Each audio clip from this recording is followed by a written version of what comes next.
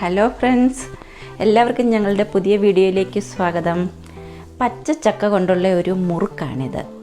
ചക്ക കൊണ്ട് നമ്മൾ പല വിധമുള്ള റെസിപ്പിയും തയ്യാറാക്കാറുണ്ട്. എന്നാൽ ചക്കമുറുക്ക് അങ്ങനെ സാധാരണ എല്ലാവർക്കും അറിയുമെന്ന് തോന്നുന്നില്ല.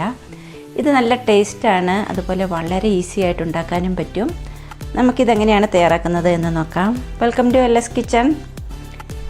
അതിനായിട്ട് 15 ചക്കച്ചുളയാണ് ഇവിടെ എടുത്തിരിക്കുന്നത്. കുരുവൊക്കെ കളഞ്ഞതാണ്. ഇതിനെ ചെറിയ കഷ്ണങ്ങളാക്കി നമുക്ക് മിക്സിയുടെ ജാറിലേക്ക് ഇട്ട് കൊടുക്കാം. അരിയുന്നതിനാവശ്യമായിട്ട് 1/4 കപ്പ് വെള്ളവും ഒഴിച്ചു കൊടുക്കാം. എന്നിട്ട് നല്ല ഫൈനായിട്ട് അരച്ചെടുക്കാം. ഇതിപ്പോൾ നന്നായി അരച്ചെടുത്തിട്ടുണ്ട്. ഇതിനെ ഒരു ബൗളിലേക്ക് മാറ്റാം. ഇതിലേക്ക് 1 ടീസ്പൂൺ കാശ്മീരി മുളക് പൊടിയും 1/4 ടീസ്പൂൺ ഉപ്പും 1/2 ടീസ്പൂൺ കായം പൊടിയും 1 ടീസ്പൂൺ കറുത്ത എള്ളും ചേർക്കാം. ഇനി ഇതിനാവശ്യമായിട്ടുള്ളത് അരിപ്പൊടിയാണ്. അരിപ്പൊടി കുറേശ്ശെയായിട്ട് ഇട്ട് കൊടുക്കാം. ഇത് നന്നായി വറുത്ത അരിപ്പൊടിയാണ്. അപ്പത്തിനും ഇടിയപ്പത്തിനുമൊക്കെ ഉപയോഗിക്കുന്ന പൊടിയാണിത്. ഇനി നന്നായിട്ട് ഇത് കുഴച്ചെടുക്കണം. നല്ല ടൈറ്റ് ആവുന്നത് വരെ പൊടി ചേർത്ത് കുറേശ്ശെ കൊടുത്തുകൊണ്ടിരിക്കണം.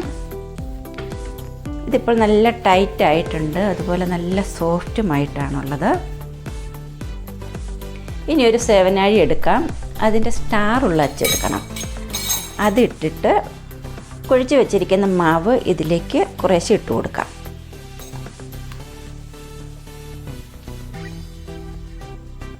ഇനി ഇത് അടച്ചു കൊടുക്കണം. എന്നിട്ട് മുറുക്കിൻ്റെ ഷേപ്പിൽ ഉണ്ടാക്കിയെടുക്കാം. ഒരു വാഴയിലയിൽ എല്ലാം ഇങ്ങനെ തയ്യാറാക്കി വെക്കുകയാണെങ്കിൽ ഒന്നുകൂടി എളുപ്പമാകും. അല്ലെങ്കിൽ ഡയറക്റ്റ് എണ്ണയിലേക്ക് ഇതേപോലെ ഇട്ട് കൊടുക്കാവുന്നതുമാണ്. ഇതിപ്പോൾ എല്ലാം ഇങ്ങനെ തയ്യാറാക്കി വെച്ചിട്ടുണ്ട്. ഇനി നമുക്കൊരു പാൻ ചൂടായി കഴിയുമ്പോൾ വെളിച്ചെണ്ണ ഒഴിച്ച് കൊടുക്കാം.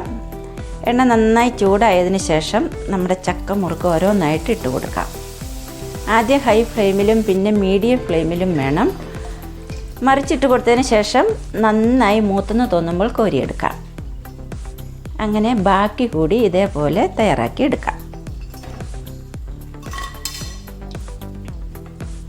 അങ്ങനെ ചക്കമുറുക്ക് എല്ലാം ഇവിടെ റെഡി ആയിട്ടുണ്ട്. ഒരെണ്ണം എടുത്ത് നമുക്ക് പൊട്ടിച്ച് നോക്കാം. നല്ല ക്രിസ്പി ആയിട്ടാണുള്ളത്. എല്ലാവരും ഇതേപോലെ ഒന്ന് ഉണ്ടാക്കി നോക്കണം. ഇഷ്ടമായാൽ ലൈക്ക് ചെയ്യാനും ഷെയർ ചെയ്യാനും ഞങ്ങളുടെ ചാനലൊന്ന് സബ്സ്ക്രൈബ് ചെയ്യാനും മറക്കരുത്.